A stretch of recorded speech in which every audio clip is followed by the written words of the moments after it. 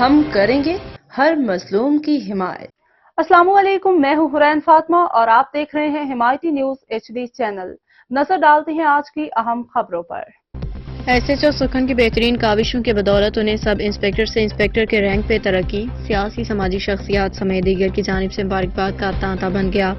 Karachi report حاکم علی دل۔ محکمہ سندھ پولیس میں ایسے فرض شناس جان باز اور ایماندار افسران کی کمی نہیں جنہیں ان کے کاوشوں کے نتیجہ میں ترقی ملی۔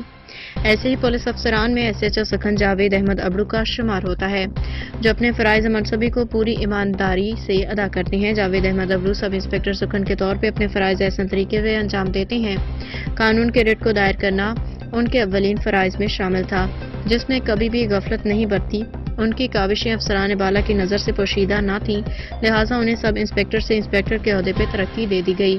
ترقی پاتے ہی سیاسی سماجی کاروباری شخصیات نے ایک بہت بڑی تعداد میں انہیں مبارکباد دینے تھانہ سکھن پہنچ گئے اور ان کی تمام کاوشوں کو سراہا۔